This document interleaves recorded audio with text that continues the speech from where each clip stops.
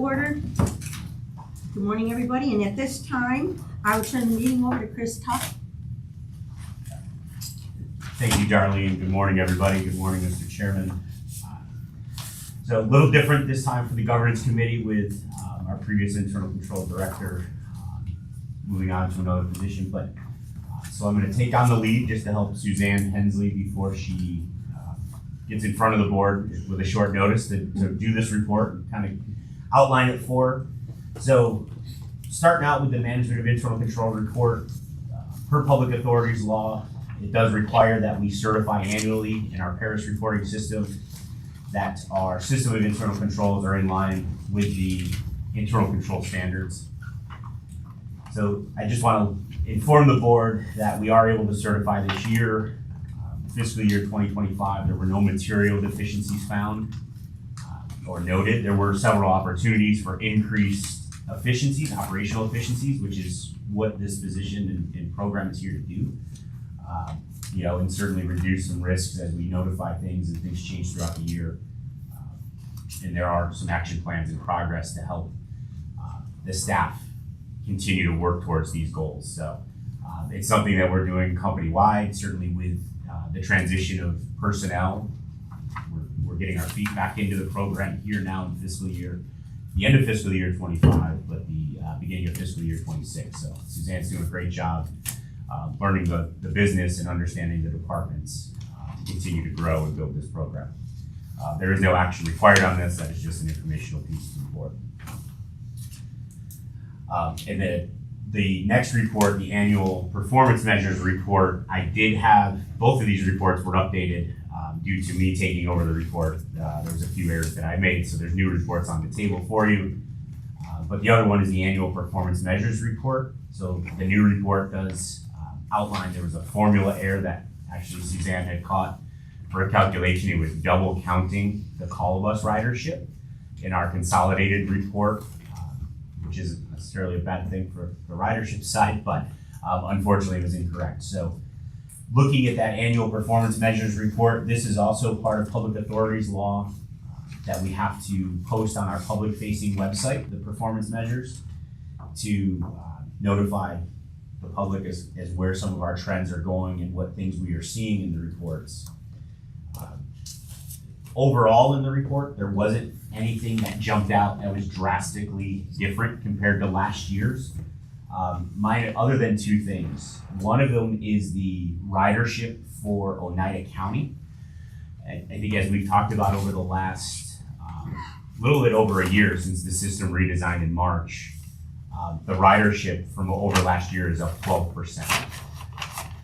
Also for Oneida County, their passenger revenue per hour has increased by 14%. And both of these increases are attributed to the system redesign. We've straightened out the routes for faster frequency and we provided better service with the on-demand service. So both of those programs are really seeing this ridership increase. As we talk about redesigns and different things, the biggest hurdle we're seeing or the biggest request we're seeing is frequency. Well, we've done that. We've actually reduced the frequency or increased the frequency by 25% on the fixed routes. And then the on-demand service is really covering a larger area than we've ever covered before in Rome. So both of those are positive increases for the Oneida County statistics, and we're happy to see that. The other piece is the Cortland County piece. When you look at the report, the Cortland County is in the report now. The numbers don't look spectacular because it's only one day when you're comparing it to maybe Oswego and Auburn. So it's only for March 31st, 2025.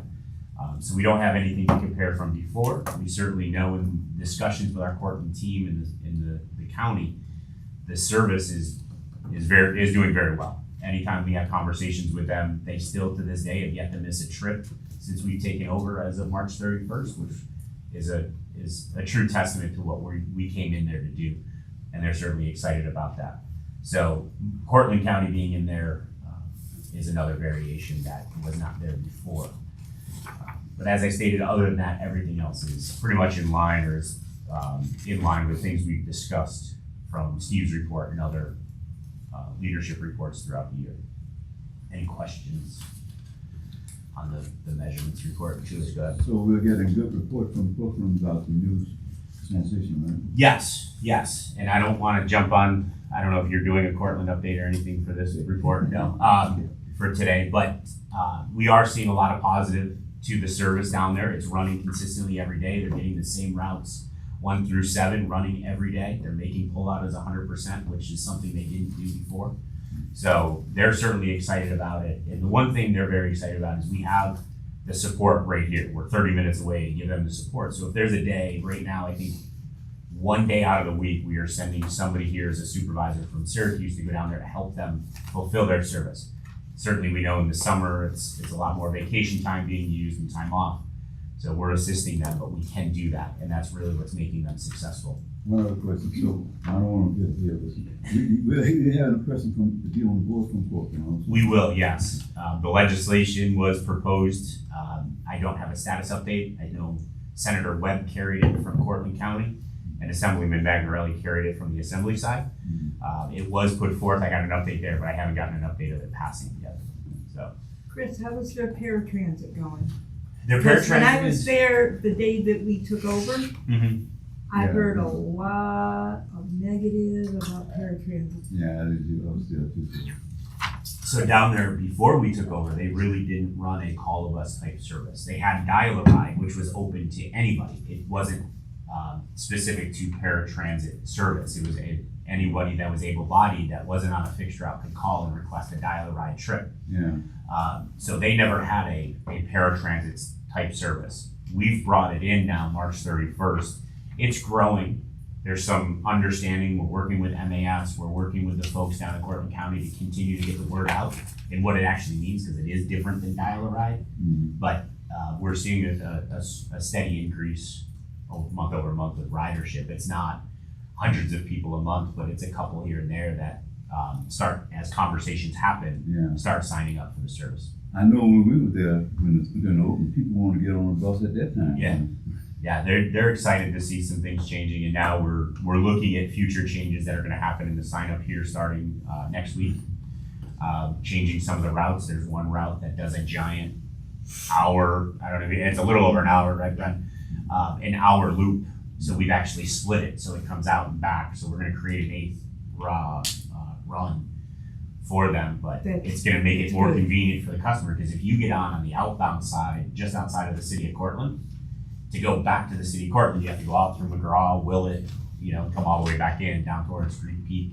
So we're splitting that and providing a little bit better service, and then some changes going out to TCAT. So all good things, all positive feedback. What's gonna happen to their Dial-A-Ride? Their Dial-A-Ride, Yeah, what they. it's have gone now. away. We are doing some deviations still to help meet some of the needs, but we've eliminated Dial-A-Ride as of March 31st. For the governance, for internal controls, is this the one that had the quarterly newsletter previously, right? Yes. Will that come back? Cause I think that was a push to get other folks in the organization aware and thinking about the internal controls. And I'm not saying it has to come back in the same form, but I think that was a nice idea. Yeah, so we are looking at ideas to bring it back, because one of the components is continuing education. So with Suzanne coming on board and really understanding the process, that'll be one of the things that came back. Susanna, when she was doing it before, I know she was tweaking the program a little bit. So there was a few things that she kind of put on hold to focus on that. But yeah, we'd like to bring it back in some fashion, which could come back into that newsletter or something a little bit different. The one last piece that we usually talk about in the governance, which we've taken a little bit of a hold on right now as we work through the process of the transition between personnel, was the strategic planning update.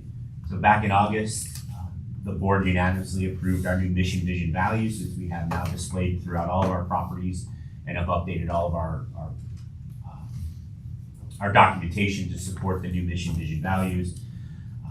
Following that, the strategic planning team started working on what are the core components of what we want to see in the strategic plan, and begin to update the strategic plan. And certainly that involved a lot of activities and understanding of what we were trying to create as a team, really focusing on the strategies and the goals. So we are looking to reconvene this group to get an update to the strategic plan. We may not see it look drastically different coming into this year, the end of the fiscal year 2025, but hopefully we'll work on that and get it completed sometime in the middle of 2026, fiscal year 2026, for a rollout that will be updated going forward to support the new mission, vision, values. Any other questions on the governance report? Okay, as long as there are no other questions for Chris. Thank you for your presentation, Chris, and this concludes the governance committee meeting. Very good. Let's take 5 minutes and we'll go on to audit and finance.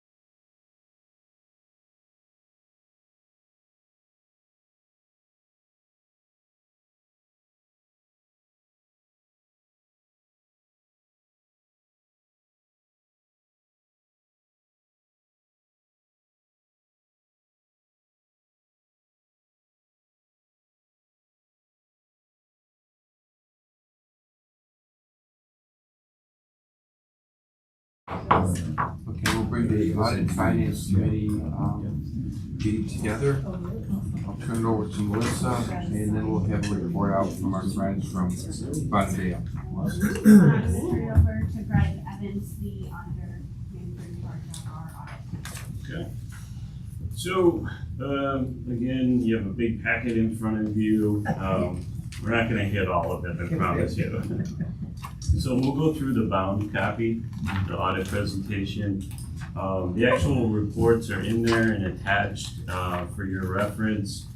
They will be finalized after you approve the financial statements, and then you'll get nicer, cleaned up ones with our signature on there.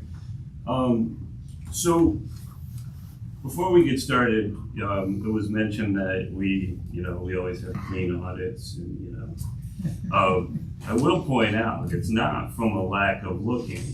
We put, and Melissa can attest to that, we put about 600 hours into getting these reports together. So we've certainly tried, but so what are the things that could go wrong? Let's talk about that before we talk about the actual results. The timing, we could be late. We have a reporting deadline to New York State. We're here today, so we hit the timing.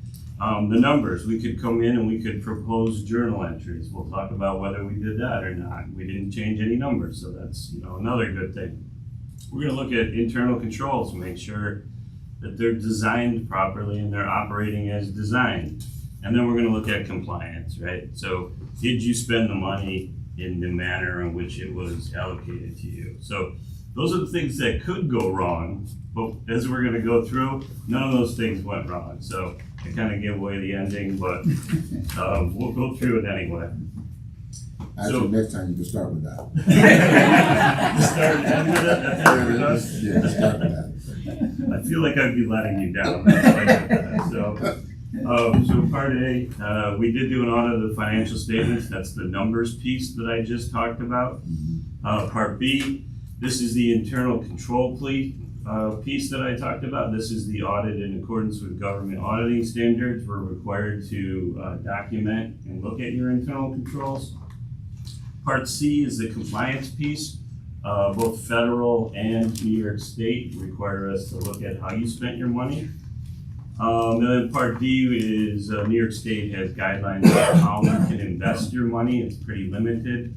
We looked at that as well. So in terms of results, over on page 3, you'll see that we will have an unmodified opinion, meaning that we believe your financial statements are fairly stated in all material respects. This is the highest level of opinion I can give you. It's a clean opinion, exactly what you're looking for. We did implement one new accounting standard this year. It really didn't have much effect on your financial statements, so that was a good thing. Over on page 4, I'm always required to point out what are your significant and sensitive estimates. Biggest one being OPEB, your retiree health insurance.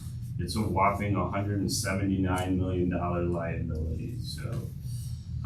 Not funded, folks. Not funded, exactly. New York State does not give you the mechanism to fund that. Which is different than your pension funds. Obviously, you do have some funding there.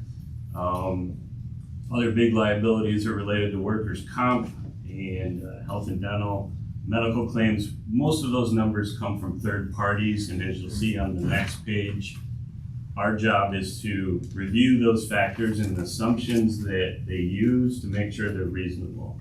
Now, we have come across situations that there's obvious errors, but again, we're relying on a third party just as you are to get those big numbers. Over on page 6, some more required communications. No significant difficulties encountered in performing the audit. Melissa and her team did a great job in providing us information. Quite honestly, if we had any of those difficulties in terms of timing, this is where we'd be talking about it. Happy to report we're here, we're in good shape. And again, that second bullet point, in terms of the numbers, no material adjustments were made. So the numbers that you've been seeing throughout the year are the numbers that appeared in these financial statements, always where you wanna be. Some financial statement highlights, again, the numbers are yours, I'm just here to give an opinion on them, these are just some things that I think are important. Obviously, Melissa points out, better analysis on a monthly basis than I can give you right here. Designated cash increased up to about 4.4 million, and designated investments went up to about 22 million. Obviously a good thing. In the footnotes, you'll see a breakdown of where that money has been designated for. Things like self-insurance, capital projects, I think you have a paratransit reserve.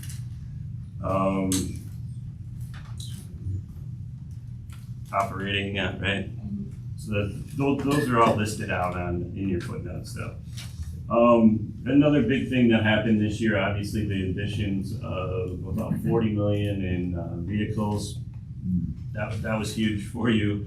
Probably the most dominating number in the financial statements this year.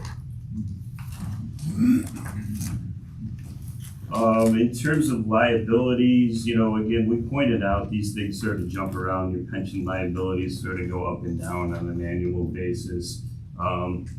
Liability went up. One of your pension plans had an asset that went down. So not a huge change. Your OPEB liabilities, your retiree health did go down significantly. And again, these are all based on those 10 pages of assumptions that are in your footnotes. In terms of trends in healthcare, market conditions, things like that affect that number that we sort of don't put a whole lot of reliance on an annual basis. And I say that because, again, that 178 million that I referenced is the amount you're gonna pay for all of your current employees and current retirees over time. And then when you get to your bottom line of your statement of net position, we look at it and we go, I say this every year, you have this giant deficit of 125 million. It looks like you're broke, you're not really broke.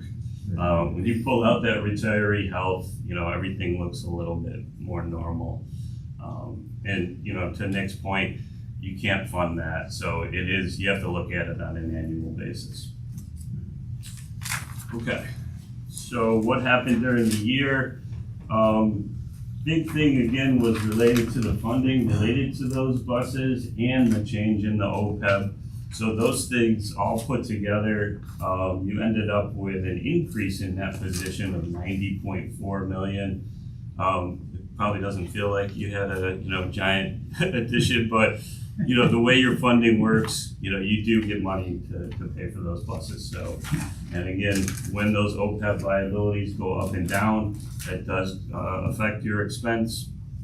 So that's how we end up with what looks like a giant gain for the year. But it's great that, obviously you were in a position to add those vehicles. And then, Melissa, for the board and the OPEB, every so many years, we have an actuary. Every 2 years, there's a census audit, Right. but they do the report annually. Right. And that's just another level of outside folks that are helping Melissa and Greg with their costing of the liability. Right. So any questions on the numbers before I hit the compliance piece of that? And I'm hoping that was consistent with what you've been hearing from Melissa throughout the year. Basically, the numbers we're looking at, this is important to have the real numbers. So I'm sure. Yep. So we can be pretty quick with page 12, yellow book, uniform guidance, no findings. So we looked at internal controls, we did some testing. We did a lot of testing over your federal expenditures. Nothing to worry about there. Unmodified opinion, no findings. On page 13, you'll note the two programs that we did test this year, federal transit and the bus facilities program. Again, federal money coming in. If you have over 750, we have to test those programs. This number is going up to $1 million next year. Probably won't have a lot of effect on what we do for you. The last bullet there, you're a low-risk auditee because you have not had findings. And what that means is I get to test a little bit less. The reality is, I'm required to test 20%. I probably end up testing 60 to 70% anyway, so just the way it works out. But it's good to be low risk. Part C, over on page 15, this is the New York State transportation, very similar to the federal funds. We look at compliance and internal controls over that. Obviously, those controls are the same, so this report gets pretty easy. If things go well on the federal side, things are gonna go well on the New York State single audit, so no problem there. Part D is your compliance with laws and regulations related to investment guidelines. Again, you're very limited as to how you can invest your money. Most of it's T-bills and money markets. Right now, those products are performing really well. So you did pick up some good investment income related to those for the year. And then lastly, there is a new GASB for next year, and this is related to risk disclosures in your financial statements.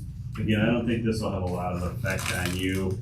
I guess the best example of this one is if you were a school district and you had a large taxpayer that provided a lot of funding in terms of tax payments. And if they were to close, that would have obviously a significant effect on the school district. So most of your funding is federal or state. We don't believe that there's any risk at that point. Well, there is risk, obviously, but it's pretty well disclosed in terms of where your funding comes from. So, any questions on what we did or how things went? Again, Melissa and her team were great. We have no issues in working with them, and we certainly appreciate the opportunity to work with the authority. I'm just glad you're staying on top of this because of the new administration. Yeah, things can change quickly, for sure. Sure can.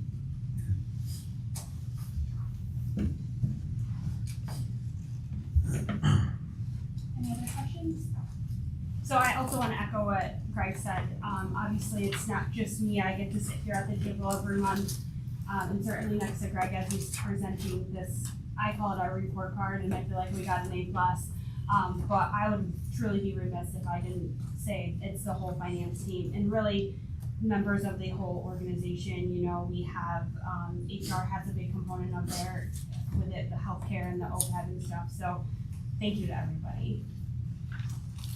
And then truly, if there's no more questions, then we just need a motion from the So board. I just want to, on behalf of the board, for everybody here, we're proud of this report.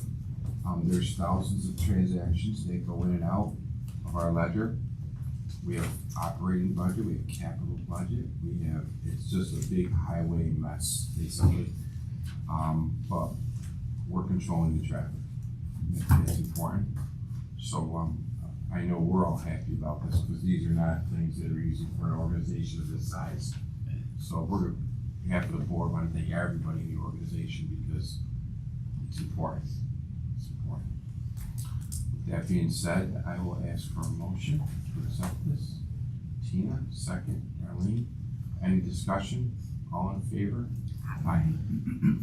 Very good. Thanks, Greg. Thank you. Appreciate you coming. Thanks, Melissa. Great seeing you. Hope you're okay. Trying to just slide out. See you. Take care. Appreciate your work. I was gonna say, you got an A, and you mentioned it first. A+. I'll I got 3 in it. I'll say gold star. Okay, I like that. I'll take a gold star. I'm gonna keep track of that. Okay, moving on to summary of financial information, public authorities law. Melissa. So this motion, with the board's approval of the financial statements, the financial data will be then translated into the Paris or Public Authorities Report 2800 and submitted into Paris. And by it being included in the agenda, the motion and your board approval deems it data granted to be able to do so. Remember, Paris is the software that we use.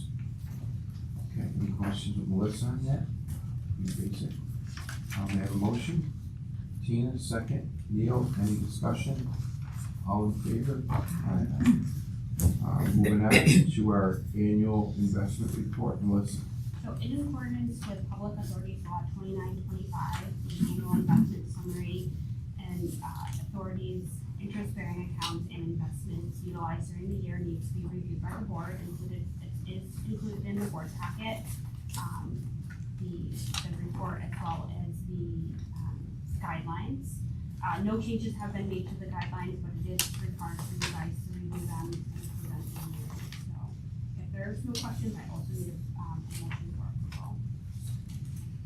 Anybody have any certain questions in the investment guidelines report?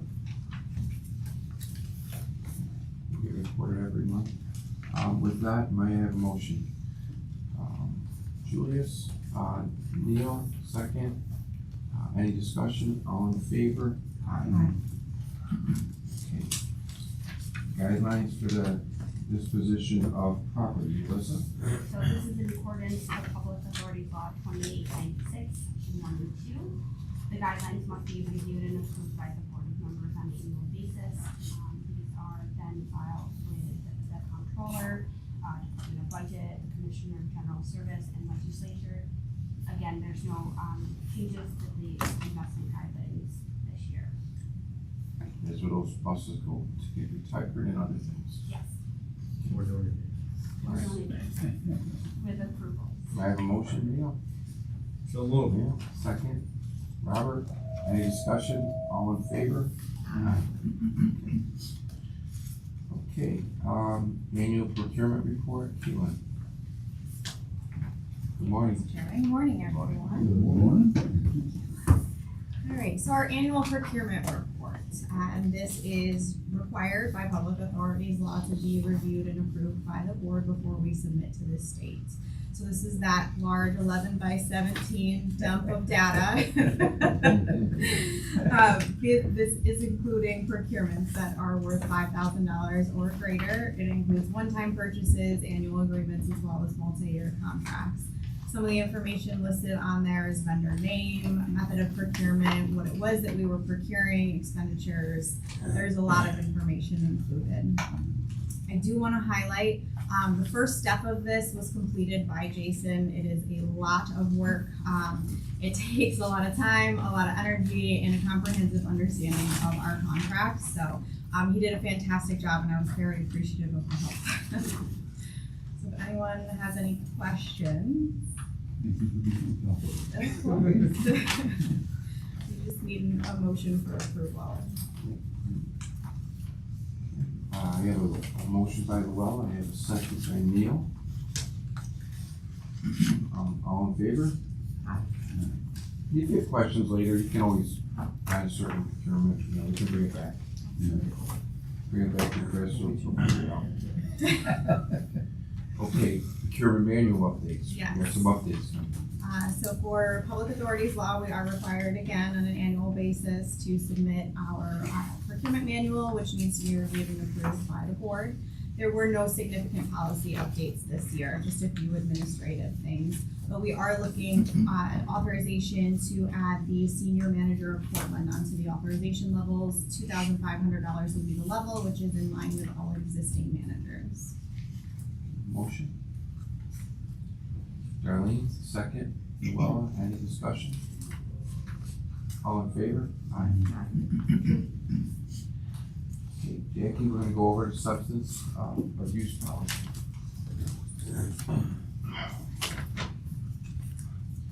Good morning, everyone.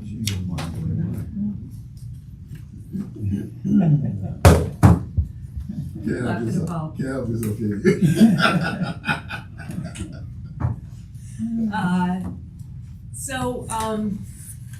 I'm here to speak to you about an HR audit that we just went through for our drug and alcohol program. Basically, they came in, New York State DOT came in, they went through our program, everything turned out fine. They recommended some changes to update our substance abuse policy. One, of course, being that we had to add central of Cortland to the new policy. And the other one is they asked for us to generalize all the tests in the samples. Because down the line, they're looking at different testing techniques that they may approve in future. So those were the only changes that basically happened. We are just asking for the board to adopt those changes. That way we can get it out to the employees. Were they in talk about the mental health part of that? No, there's no mental health talk under our drug and alcohol procedures. I mean, the only. How would that affiliate, that the affiliation looked at? Am I making sense what I'm trying to say? So what happens is, under the substance abuse program, if somebody tests positive for something, they are referred automatically to our SAP, which is our substance abuse provider, for counseling and whatever procedures they have to go through before they are released back to work. So there is a component to that, which is already adopted in our current policy that we have. Does this apply to subcontractors? Yes, it is. That's a good question. Yep, any other questions? I have a motion to accept this. Neil, second. Julius, any discussion? All in favor? Aye. Thank you. Very good, good job with that. Tongue tied. Got me tongue tied. Okay, resolution 3A, annual subsidy payments, Melissa? So this resolution is the annual subsidy payments based strictly on the approved budget for operating deficits, excluding operating assistance and mortgage recording tax. And the purpose of this resolution is to reinforce the legal separation between the authorities and the subsidies, and that the authority does subsidize the subsidies. So that this is just an annual, resolution that we do. Any questions? Any other, questions there? Gives you a good picture of, how the flow is going within the organization with the subsidies. Okay, I have a motion. Anthony, second. Darlene, any discussion? All in favor? Aye. Okay, Chris is gonna bring us into the PDS Vista software renewal and maintenance, which is resolution 3B. Good morning, Chris. Thank you, Mr. Chairman. Good morning, everyone. Good one. This resolution is for the renewal of the authority's maintenance agreement for its HR information system software. The contract will be paid for with operating funds. The software manages employee compensation, benefit packages, as well as taxes paid. The renewal of this maintenance agreement covers vital software updates and technical support if needed throughout the life of that contract. The cost of the 5-year maintenance agreement is $225,749. And this software is proprietary to PDS, making this a sole source procurement. Therefore, it is our recommendation that the board authorize payment in the amount of $225,749 to PDS for the renewal of the maintenance agreement for a 5-year term beginning August 21st of this year. You mentioned software update, how are we now? We are in compliance? Yes, so we have the maintenance agreement right now, we're just looking to renew it, so we're currently getting no software updates when they push out. Modest, percentage increase for every year, which is pretty much in line. Okay, I have a motion for the authorization of the PDS Vista software renewal and maintenance. Julius, second. Darlene, Julius first, second, Darlene. Any discussion? All in favor? Aye. Thank you. Melissa? I think that's it. Okay, folks, we'll reconvene at 10 o'clock.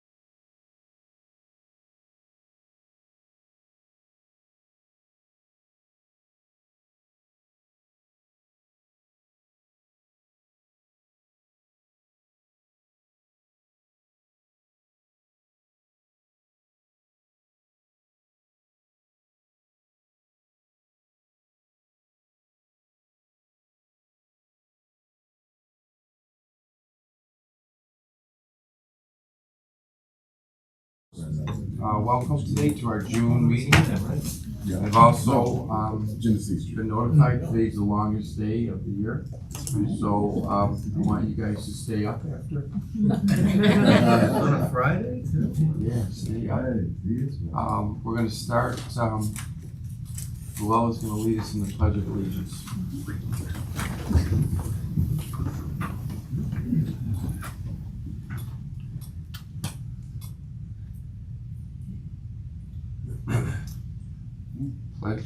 Pledge of Allegiance. to the flag of the United States of America and to the republic for which it stands, one nation, under God, indivisible, with liberty and justice for all. Quorum is present. Our next meeting date is July 25th. There'll be a pension committee, which I think we'll be looking forward to see how things are going, hopefully up. Audit and Finance, and a board meeting will convene at 10. I have a motion to approve the regular minutes of May 30th. Julius, second. Tina, any discussion? All in favor? Aye. Mr. Tuff. Yeah, 1 second, Mr. Chairman. Lost my board report. Oh, there you go. All right, perfect. So certainly the board report this month looks a lot different now that we've exhausted our COVID funds. We had a great discussion this morning on our financial statement, so we'll see how things continue to trend. A few things that happened in such a short few weeks. I attended on May 27th, the Rome State of the City. Mayor Lanigan presented a very comprehensive plan to the city of Rome, certainly with our system redesign. There's a lot of things happening there that we want to make sure we're on par with for what they have in mind. Highlighted his plan to rebuild the city of Rome after the storm last year, the tornado that went through. They're doing a lot of work. They're moving very fast on cleanup. I was in the city twice that same week, and some of the areas that were truly devastated looked fantastic. Two things they did highlight was the construction of the Legacy Center Fieldhouse, also known as the Michael E. Jensen Recreation and Civic Center. Michael Jensen was the fallen officer last year who was from Rome, and the Chobani facility that is being constructed just outside of the former Griffiths Air Base, the Griffiths Air Park. So I spoke with both the mayor and the county executive after his state of the city to congratulate them on both of these projects, but also let them know that we are here to support those projects, and anything we can do to increase support or look at routes, we will do that with them, and hopefully get in front of Chobani here in the near future to just do an introduction and see what their needs are to try to meet them. Both of these, It's pretty large. It's gonna be a very, very, very large. Worried about labor, and worried also probably about cows. Yeah. You know, so it's gonna be, because remember, northern United County up there, Lowell, that area, you also have that Philadelphia cream cheese. So there's a big push on the dairy piece in that region there, but this is gonna be an extremely large facility. yes, and both of these are on existing bus routes, so it certainly helps to not have to deviate buses or change some of the existing routes, but there may be some things, as the chairman just mentioned, as far as manpower, that we may have to look at considering how do we get more people to Rome. We do have the rural service, but maybe there has to be an increased connection between Utica and Rome, knowing that's probably a big population base for them to tap into. I had a meeting with the Department of State for with a liaison from the Office of New Americans, just to touch base. I think it was triggered by our Veterans Pass program launching to see what we could do to help with the new Americans coming into the community and the area. So it was really just a conversation on how we can assist with integrating them into Central New York through transportation needs, maybe opportunity for employment with us here at Centro, and really just exchanging some ideas to help address the language barriers with these individuals coming in. We do have which we'll talk about later, and I don't want to steal Paula's thunder. We do have our language plan, but are there things that we can do to help with that, or they can assist us with our language assistance plan? So it was a very good conversation. We're looking to tap into our train the trainer program on how to ride our buses and educate their staff to help educate these new Americans as well. So we're excited about that. The other piece, a topic that's come up a few times this morning, is the federal budget. we're all certainly keeping an eye on how things are gonna shape up for public transportation and some other things in the transportation area. You know, on May 30th, President Trump released his fiscal year 2026 budget request. When combined with the advanced appropriations in the IIJA, he's requesting $21.2 billion, which is $310 million higher than the current funding we are receiving today. So it is an increase. It's a small increase of 1.5% compared to what was over the fiscal year 2025 enacted budget. But it is $1 billion less than what was slated in the IIJA for fiscal year 2026. His proposal does fall in line with what Congress passed or proposed back in March. So they're very similar. There's a few minor changes. We continue to monitor this budget. We're gonna wait to see what the Senate does. I've already talked and had conversations with Melissa and Tara to understand how this may impact projects and future funding. So to be continued on this topic as everybody is anxiously waiting. But just wanted to update the board of where things are, that we do see an increase. We're appreciative of that increase, but certainly we would love to see that $1 billion come back. You say it is an increase? It is an increase from fiscal year 25's enacted budget. It's an increase of $310 million, 1.5%, but it's not the full slated funding that was outlined in the IIJA. A few other community opportunities that we took part in back on June 5th. If anybody wasn't part of it, or the chairman, maybe you were there, the city of Utica opened their Harbor Point area. There was a large revitalization project just adjacent to West Genesee Street in the city of Utica. The mayor had reached out to us to ask us to participate in a shuttle service for a parking lot from the Nexus Center, which is down towards the auditorium, to the Harbor Point to help with parking, to alleviate parking congestion in that area. To allow residents to participate in the grand opening celebration.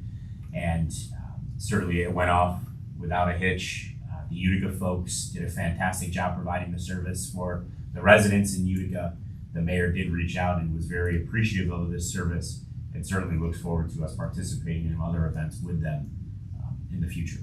How does the driver, people that drive the bus, how's that? Are they short or? In Utica? Yeah. I don't know if they're short right now. Jackie, do you know if Utica is short any drivers? I think they're pretty close to being full staff. No, just a few part-time, that's it. There was a project that was, they mentioned this on the news too, that I thought it was nice. Long time project, cleaning up the harbor, during the industrial era. Who knows what sometimes was put there. But it's been years and years and years in the work, and so it was nice that we were able to help out. It was much appreciated by the officials. Chris, can I jump back to the Americans just for a second? Yep. Are we in communications with our attorneys, whatever we do, because I'm concerned that when organizations start to gather information and things, what we ask could put us in the middle of litigation. So we just need to make sure we're conscious of whatever we're asking for, whatever we're getting from folks. Because if you ask a question about immigration status, if you have that information, you just put yourself in litigation. Yeah, I So don't. we're just gonna be really cautious. Yeah, I don't know if we asked any of those questions, but I'll make it a point to make sure our travel trainer. You would. I didn't know if Jackie had a question, but we'll certainly make sure that we're not asking any of those questions or not infringing on there. Another event that we partook in last weekend was the Juneteenth parade here in the city of Syracuse. We had a bus in the parade with quite a few staff members and their families. We walked, it's a great walk. It's something we've done now the last few years. Every year we see the attendance to that event grow. So we're certainly thankful for that. And I just want to thank the marketing team for continuing to engage in these community events. I know I mention it every year, but I continually tell them, what can we do to get engaged in the community? Where can we be present? I get a lot of feedback on the blue bus, and it's seen and it's prominent. And now seeing it in the parades and in different events is getting a lot of buzz. So thank you to that, but certainly continuing these participations.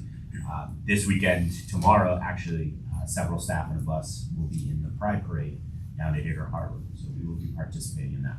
Speaking of the Juneteenth, we just had an event last night, right behind my house, with the Juneteenth celebrating. And our unofficially represent Central at that.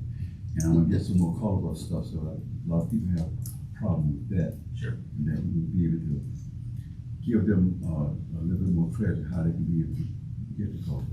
I'll talk to Tina about that, cause she Yeah. knows all. Yeah, Yeah. absolutely. I'm the unofficial guru of Colobus. Yes. Yeah, anything, Julius, that you need from us to get information out, certainly let us know. We can either have it at the front desk, or if you have names, they can call and we will actually mail the applications to folks. That went well yesterday. Good. They called me out of my bed.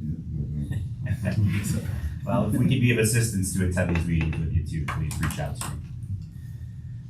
Any questions on my report? Go ahead, Bob. Can I point something out about what you said? You mentioned the 1.5% increase. Yes. Okay, and then you mentioned the numbers. Yep. Seem huge. Well, there's a gimmick here, meaning people will say, oh, that's an increase. Well, it can actually be a cut if the program's wages or things they have to buy are up in price due to inflation, or the participants of the program, meaning in our case more riders, or go up by 5%. So it could actually be a cut, and it's kind of a gimmick. Yeah, When they say, oh, we're giving you a big increase and you're complaining. Well, Right. yeah, I wonder about that. That's a good point, Ralph. What's new next week? Any other questions on my report? Moving into senior staff reports, Jackie. Good morning. Again. Again. You want me to sit on the other side of the table? No, I'm good, I'm good. No, hey, I'll be here. So good morning. I'm pleased to announce that the company and the ATU 582, which is our division in Rome, reached a tentative agreement on their collective bargaining unit contract for April 1, 2025 through March 31st, 2028. And with that tentative agreement, the union staff actually passed it this week. So therefore, we would look for obviously a motion from the board to accept the tentative agreement. The negotiated agreement resulted in an overall 5.3 average increase over the 3-year contract. Basically, they were looking for the same increase in wages that Syracuse had received. In order for that to happen, what we negotiated was a medical contribution increase for the employees to pay a little bit more in their healthcare premiums. We're going from 15% to 16% this year, and then 16% to 17% next year. Along with all new employees, will be paying 18% in the future. We added detailed spare board language because this was very new to their contract. It was a new premise that we just started last year. So we tightened up that language. We also increased the retiree medical premium by 5% for each tier. So the retirees will be paying more for their medical health costs. Other than that, they did receive a weekend premium of $1. They never had that before. Rome being our smallest location, they only operate on Saturday from 6 a.m. to 6 p.m. So that would only be for Saturdays. And they did receive the increase in their uniform credit too. So that was a 3-year contract? 3-year Yeah, contract. 5.3% a year. No, average over the Oh, 3 yeah, I'm years. sorry, 3 years. Yep, average over the 3 years. Good. So. what was the pass rate for the ratification? They would not divulge that information to Yeah. me. Oh, They Get out of my indicated mind. that they don't, I did ask for that, and they indicated that they didn't have to tell me that. Oh. So I don't know why, I mean, we've always received it from the Syracuse division, so I'm not sure. But it did pass, Good. That's good. that's all that we care about. So Jackie, just for around the board now, different contracts we talk about. Yep. A lot of them now are set to like future years, correct? Yes, So, I mean, is there anything that's expiring this year? Is that right? No, the only other one that we have outstanding is UPSCU, which is in Utica, Right. which we've been negotiating. Yeah, Cortland. Cortland will be coming up next year in Right. 2026. Later piece is good. Great. Any other questions for Jackie? Good news. Yeah, it is good news. It's great news. Have a motion, please. Robert, second. Tina, any discussion? All in favor? Aye. Okay. Thank you. Steve?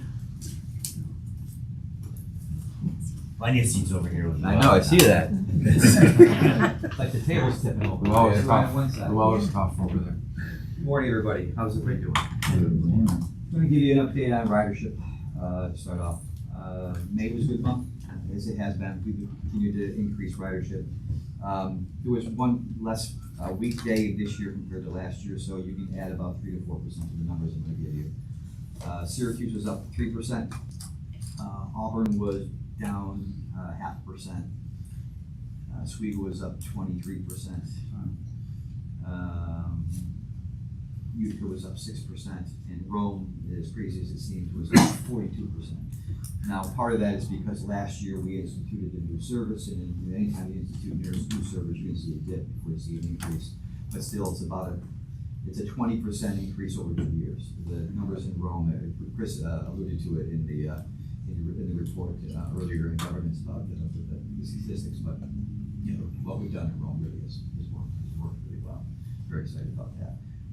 Cortland, I don't even have anything to compare last year to, but month over month, it's up a couple hundred. So it's growing, which is good, slight increase. We'll take it. I'll see how it goes going forward, but as Chris mentioned earlier as well, we're gonna do some changes to the Cortland service in beginning of June 30th. We think it makes a lot of sense. What kind of change are you thinking about? Pardon me? What kind of changes are you thinking Well, they have a, we've increased some frequency to one of their local community colleges. And at that community college, we're connecting with TCAP, the service out of Ithaca, that will allow individuals to transfer and get to Tompkins County more easily, get to Cornell, and get to Ithaca. So that, we think that's a good idea. They have a couple of other, they have another route that does this gigantic loop that I think they did that because out of necessity. That's kind of how their personnel matched. We're going to cut that loop in half and reverse the buses on itself. It's difficult if you're traveling in a loop and you get on just after the loop starts, but you need to get to where the loop started. You're going to be on that bus a long time, so we're cutting that in half, making it easier for commuters. We're adding service to the town of Virgil and to Greek Peak. Greek Peak, very interested in having bus service. They have a lot of employees, specifically during the winter season, but even during the summer season, they're a year-round facility. They'd like to increase the opportunities of people to their facility for work purposes. So we met with them, matched their shifts the best we could, providing service that will come from what their hub is, the county office building. We'll get them to Greek Peak a couple times in the morning, a couple times in the afternoon, bring people back. So we try to serve that first shift of workers that they have. So we're hopeful that will provide some benefits to the riders, increase ridership, and make things easier for those people using the services. It's kind of decreasing frequency of the locations that we need it. With that, any questions regarding ridership or service at this point? Why is the ridership down? We've been doing pretty bad in Cedar County. It's down. It's down 0.5%, but it's up 3% when you factor in that we lost a weekday. Utica or Auburn is something I'm looking at. I think a lot of it has to do with this. We used to have a lot of ridership for CCC students. Okay. Yeah. Their enrollment's down. That's really impacted ridership numbers overall. If you take those out, it's still increasing. Not as increasing as fast as. Yeah. Is there anything we could do? Well, I will say this. Cayuga bounced back post-COVID greater than other communities did, for whatever reason. So when you look at the overall numbers compared to COVID, Auburn's right in line with everybody else. Actually, they're ahead of Syracuse. They're ahead of Utica a little bit. So it's just a matter of how the community rebounded from COVID. Yeah, and even with the call bus, I try to put the the word out there into the community, only by word of mouth with the people, because I know so many people my age and older that have a difficult time with getting transportation here and there, and I tell them to go online, sign up, and it's available even once in a while. Like even if they do usually have someone that helps them, they've got a backup. I don't know how much more I could say. Historically, SCATBAN provided a lot of services. Is SCATBAN still on? They still Yeah, do, yeah, but their yes. availability, they're struggling with drivers, so their availability to us is not as much as it used to be. But we are working with them, but we've also added more in-house. Our own drivers are now doing more, because all of us work from SCATBAN now, they can do it. Yeah. So our call bus service has gone up in Cuyahoga County, but I think in totality, it's probably about the same. We're just doing more of what used to be done by SCATBAN. One thing that I found out, I may be a seasoned citizen, I noticed that a lot, is that sometimes we make assumption that the people understand all the technique that we're using. And I'm hoping that I know under your administration, we're gonna start making that a little clear for them, because a lot of people don't have use of computer to be able to do the thing. That's why I always get the call bus thing and passing out different areas. And I hope that we can really have a time, I don't know how we'll be able to do that, to really have these elder people to explain exactly. We might have to go into detail about what this is all about, because usually they sit in there, I notice that they sit in the house and do nothing. They don't want to think about that. Some clarification, I know we are doing that, make clarification for them to know how. One of the hardest things for all of us is getting the doctor's Yeah. part filled out. And if that's the problem, reach out to me, I can give hints. There are certain people other than physicians that can fill it out if they have case managers. Yes. They have home nursing and things like that. That is some of the hardest struggle. I get calls from people all the time who their nurse signs them up for Oscar but doesn't do the call-a-bus part. And Oscar is only 2 rides and Yeah, there's a lot. Yeah. there's a lot. A driver asked me the other day why I was so proficient. I said, been riding this bus for 40 years. I don't think there's anything that Central can say or do that will surprise me. I've been talking to some of the people, there's a church right next door to my house, and the pastor there met him at Juneteenth.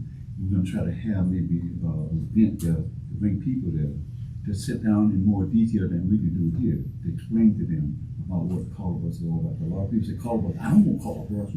Well, let us know when that happens. Okay, I'm Have some staff working for that, just to make sure. And we Julie, can if answer I the questions. can make it, I will come out, because Okay. sometimes I I'll make think hearing from another rider, not that I don't love Central staff, but if I can talk to them about the reality of the experience, I can help I sure them will. understand, and if I can show them how many rides, I mean, this week I was making my list to call bus. I had rides almost every single day because I'm all over the place. And if I can show them that, hey, you can be all over the place. You know, you don't have to sit around and watch Dr. Phil all day. I have a question, thought, idea. So, Chris mentioned earlier about, or maybe it was the chairman, Giovanni facility, going out, shaking hands, introducing ourselves. What can we do to support you and the staff? So, knowing that you do have some of these agreements with entities like the city, I'm wondering if there's a way to offer just a generic agreement when you do the meet and greet as part of a welcome packet, whatever, just so that they have it, they can think about it. You can introduce that concept to them. I think it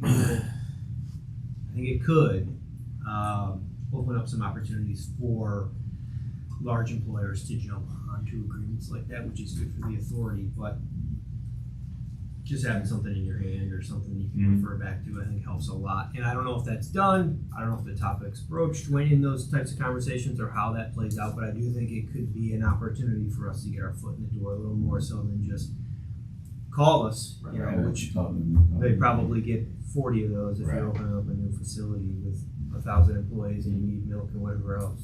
Yeah, I agree, it's a good idea. With that, I'm gonna ask Paula Patron to join us at the table. She's gonna present some changes and updates to our public participation plan, and also our language assistance plan. These are parts of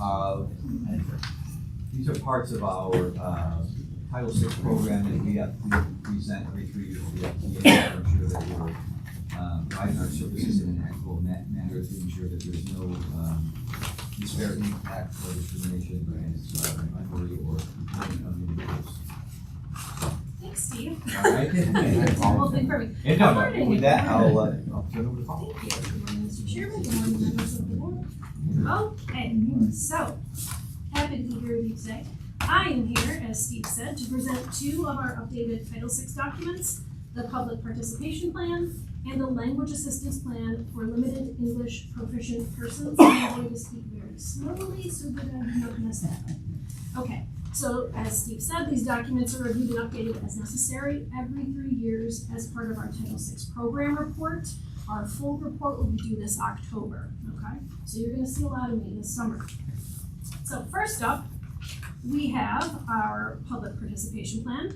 The purpose of the plan is to show how Central consults the public in making decisions.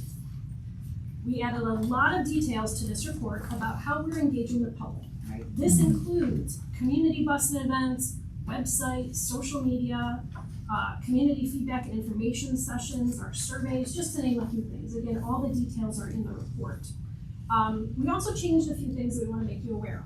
So for minor route and service changes, we increased our notification from at least 7 days to at least 10 days prior to us making those changes. So generally that will go out on social media and be posted on our vehicles and have flyers handed out.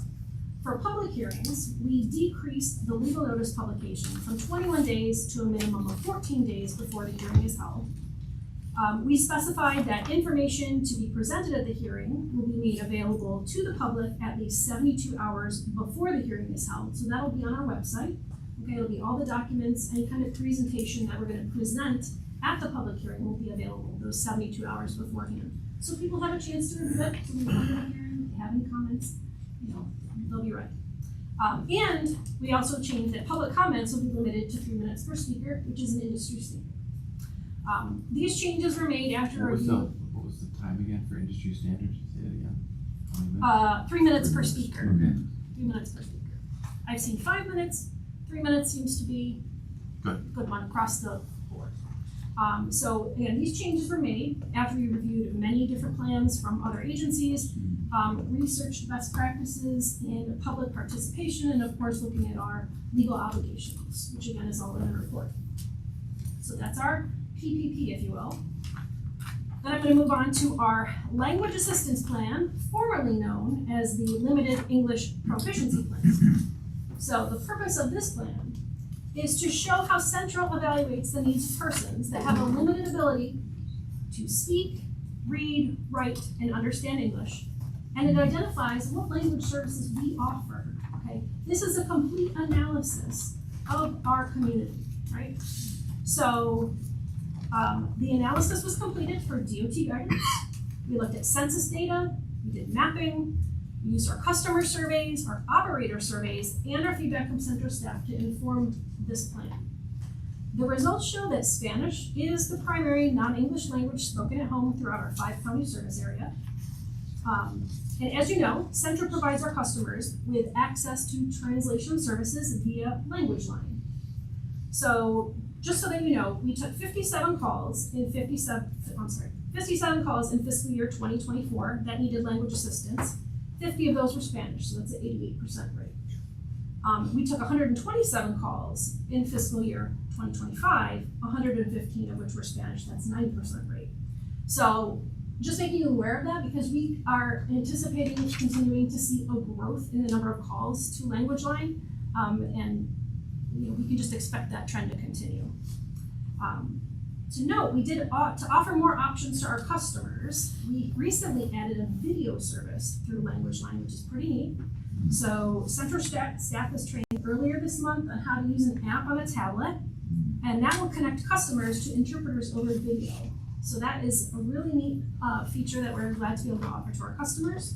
Are you offering ASL? Yes, so there are over 200 languages available, both through Language Line on the phone, but also through the tablet app. So yes, ASL was the number one thing we thought of, so they'll be great for that. And also, there are lots of cultures, right, where they need the face-to-face contact. The phone call's not necessarily gonna do it, right? So we were able to add this service. We will be monitoring, we always monitor through our customer service department how often Language Line is used. So we'll be looking at the Language Line calls, but then we'll also be looking at the tablet interface to see how it's working and if people are using it. Yes? Have you been looking at Southwest Community Center to help with the language barrier and Northeast Community Center, those things like that? Because a lot of times, Southwest Community Center, which is on South Ave, and Northeast Community Center, which is on the north side, and also other centers and stuff like that, they can be able to take some of that screen off of you that you may not necessarily have the time factor, to do that.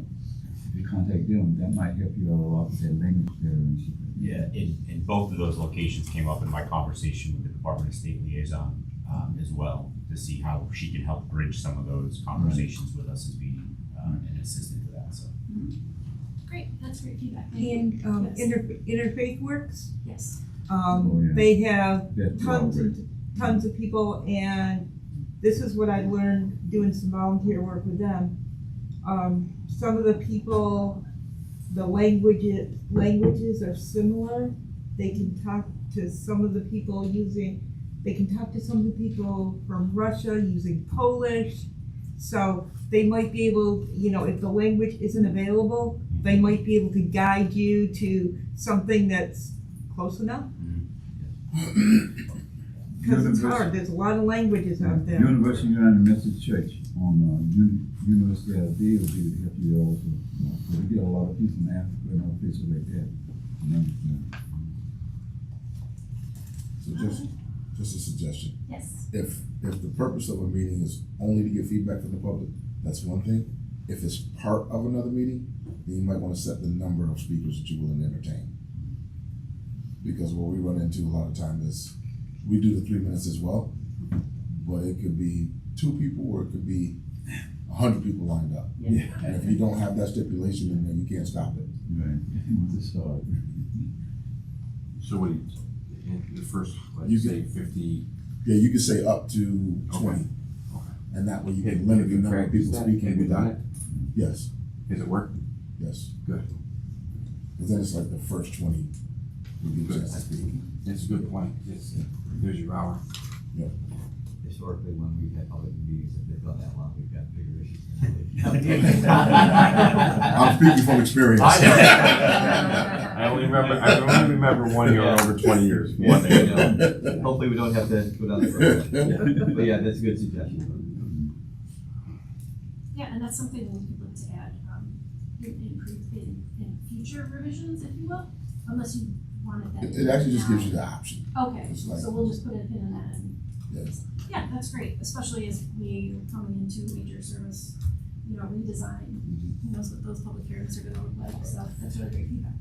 And of course, with these plans, these are Central's documents, right? So if you have any other suggestions, like this is really great information, you can just pass it along to us in service development, we'd be happy to include it in future versions. So let's see, where was it? Video service. Oh, okay, so there were no major changes to the content or structure of the language assistance plan, really. And that concludes my summary of the 2 plans. Are there any other questions? That was good. That was pretty interesting. So we will need a motion from the board of members to accept the language assistance plan and the public participation plan, if you please. Okay, so I'll have a motion for the, we'll do these, can I do them combined? Separate? Do it separate. Okay, separate public participation plan. Tina, second. Tony, any discussion? All in favor, aye. Language assistance plan, I have a motion. Dale? Neil, second. Tony, any discussion? All in favor, aye. Great, Very thank good. you Good so job, much. Paul. Thank Good you. job. Thank you. There's a lot of work that goes into the program. Yeah, I can imagine. It's a lot of work. Thanks, Steve. With that, I'm gonna ask Brenda to come up and give an update on special projects.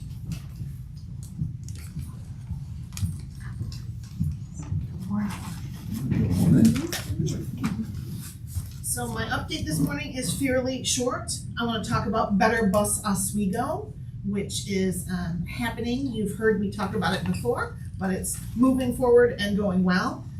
Before the college, SUNY Oswego went out for the summer, we made sure to get on campus and get some public input from the students. And this coming month in July, we are doing public outreach with the rest of the community. So again, as a reminder of what the Better Bus Oswego is, it's our system redesign. It's similar to what we did in Rome. We're hoping to see an increase in ridership based on making it easier to understand the system, making it more streamlined, and increasing frequency wherever possible. So those are really our goals in this system redesign, and to make a better bus system. So again, about that public outreach that's coming up on Wednesday, July 9th, our service development team will be in Oswego County. We'll be in Fulton during the morning, and then in Oswego itself in the afternoon. We've got a couple locations picked out where we should see not only riders, but also the general public. And we just want to get some feedback about what we're thinking about the routes so that we can finalize before we go out to public hearing. So we'll go to public hearing again, maybe in September. We'll go out to public hearing for the first time for this project in September, I believe. But we wanted to certainly bring it to the public. We've brought it to committees and boards and again, the college, and we've got a pretty good understanding of so far what people like. And so hopefully we'll get more positive feedback, but any feedback is welcome. And then we'll be able to finalize that plan and bring it to public hearing. So that's my update for today, unless anybody has any questions. Keep us in the loop. Thank you. Appreciate it. Thank you. Thanks, Steve. Thank you, everybody. And for a few quick updates, I got Bruce.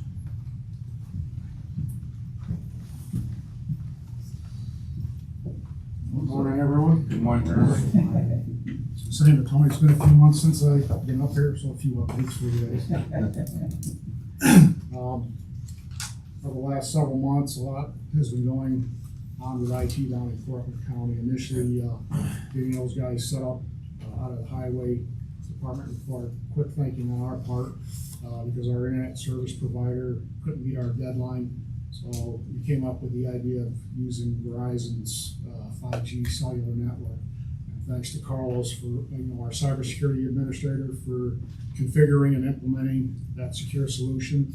Bob Bonai, he worked with B&G to get all the cabling infrastructure run and procurement to get all the equipment required. Dan Hengry, our web developer, he updated the central website to incorporate Cortland. Jim Anderson, our application developer, he's been working on all the systems integrations such as Trapeze, maintenance connection, and PDS. With regards to Trapeze, we've been working with the vendor to get Cortland County incorporated into the system there. And we hope to have them wrapped up and online the next couple of weeks. Now that we have a permanent location, we're going through the whole process of setting up the network and working through infrastructure requirements again, and we're making great progress on that front. All network cabling drops, with the exception of the ones required for door access, have been run. Fiber for our internet service provider is in place, and the circuit should be operational mid-July. Security camera and door access equipment has been acquired, and we're working through scheduling the installation of that. Circling back here to local projects and updates, we've been working on our Active Directory upgrade over the last several months. We had to work through some network configuration issues that were delaying the project, but those have been resolved, and we're getting ready to finish this project. The vendor's actually working on that today as we speak. We also migrated FleetWatch, our fuel management system, to the cloud, and that's providing us with some system resiliency. We've replaced 4 multi-function devices in the company, 1 in maintenance, 1 in Colobus, 1 in Utica, and 1 for service development. The service development replacement was key because it's giving them the capability to do more things in-house versus outsourcing the work, and the quality of the product is consistent. I talked about our Windows 11 upgrade. That's another ongoing project. End of support for Windows 10 is October 14th of this year, and we're currently at 74% complete. We have 71 Windows 10 systems remaining with 79 days left to complete. So basically, we need to upgrade 1 a day, and we should be able to meet that deadline. On the cybersecurity front, again, over the last several months, talked about our network segmentation initiative. We've been working with a vendor on a proof of concept, and that POC proved positive, so we're moving forward on the procurement process. And we should have another update for you by next month.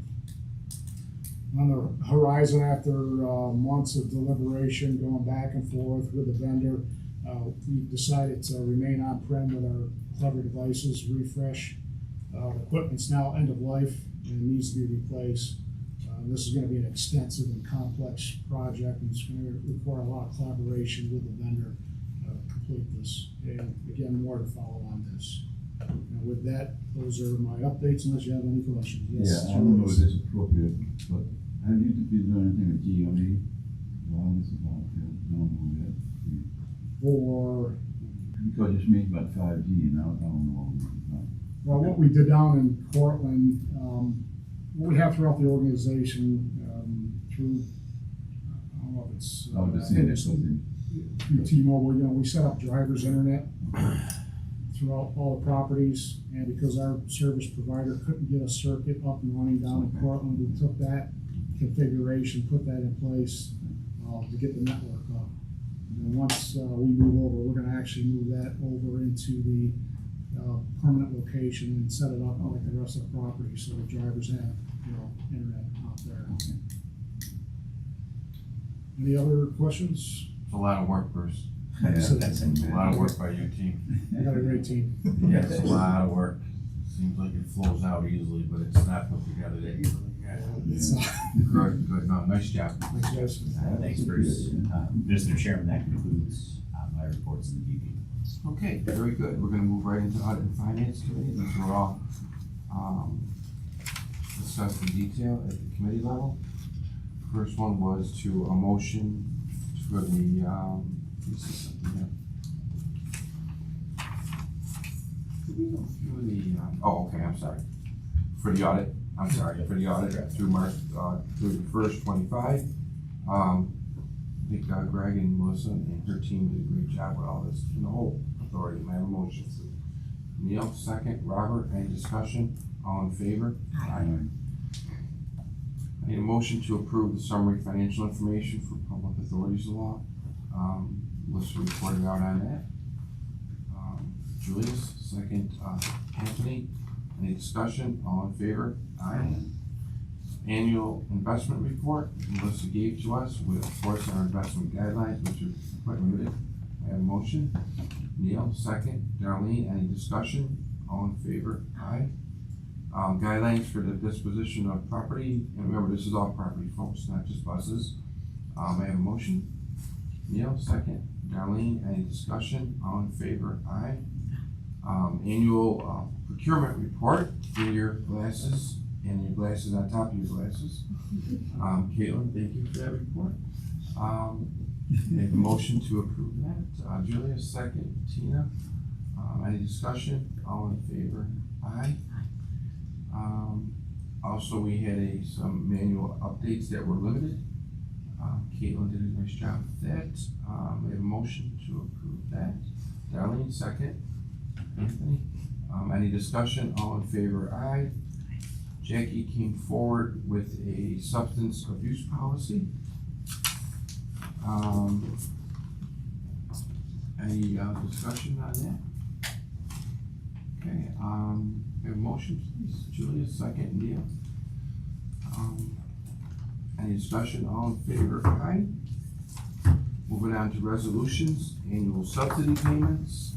Moves to go forward. Splitting up all our subsidy payments. Motion made to bring it for full board for approval. May I have a motion? Tina, second. Robert, all in favor? Aye. And the PDS Vista software renewal and maintenance, Chris brought forward. May I have a motion? Julia, second. Tina, any discussion? All in favor? Aye. Governance Committee. Okay, the Governance Committee met earlier this morning. Chris presented the annual management's report on internal control and the annual performance measures report along with the strategic plan update. That concludes my report, Mr. Chairman. Thank you, Darlene. Any old business, ladies and gentlemen? Julie. I don't know, it's old business and new business. I'm just glad that we are able to tell the public that we do have a CEO right now. And Thank you, I've been asking people, asking me about this, and I couldn't say nothing like the tape, so I can pull the tape from my mouth and say it now that we do have a CEO. We had also the Juneteenth yesterday. We had quite a few people there at the Juneteenth at the King School and also at Cuff Park. I've seen people there who I haven't seen in 20 years. They still remember who I am. Because you haven't changed. Huh? You have not changed, that's why. Well, I got a little gray hair and no hair now, but but the thing is that what we do, we have to remember, it comes up years later. You may not understand it, but years later they come back and they say, remember you good or remember you bad. And then I've seen that in my years. I just turned 80 years old, as you know. I'm thinking about almost the oldest one. But anyway, what we do now is going to be an effect on the public. And that what we're doing, we're trying to get just a little bit more closer to the community to let them know what we are here. Good for you. When did you turn 80? I turned 80 June the 4th, 1945. I don't usually do this, but I think it's a milestone. I'm gonna sing happy birthday. Oh, yeah. I'll start it out. Happy birthday to you. Happy birthday to you. Happy birthday, dear Julius. Happy birthday to you. The more information I have, you never know where I'm going. Just a quick update. You mentioned Dr. King School. We know some things are starting with the ID1 project. We're starting to close streets and things, but supposedly there's no work getting close to the building yet. If the work starts to move closer to the building, we will move those students out into a swing space. We don't want them in that area if construction is starting in that area. But they say we're a year away. If that's the case, they'll stay there. There's a lot of students in that school? Yeah, it's probably 400 or something. Okay. You said there'd be a lead problem? Lead and tar and. No. That's interesting. Anybody else, any comments? Just, I wanna put out there, I know Josh isn't here today, but Raman is. People are complaining about the VIA system, that they are getting calls in reverse. They're getting calls that their buses arrive when they should be getting 10-minute calls. And they're getting 10-minute calls after they're on the bus. And people are a little frustrated. I said, look, it's a computer, what do you expect? So we, Raman wasn't here, unfortunately, I had to end up taking the day off, but we are starting and implementing our refresher training program in the summer, which is including refresher training with our vendors to remind them of when they need to push that button to notify. There is some drivers involved in that as well. So they are tackling that in the coming weeks. I don't know if they've reached out to you if you want to participate in that or not.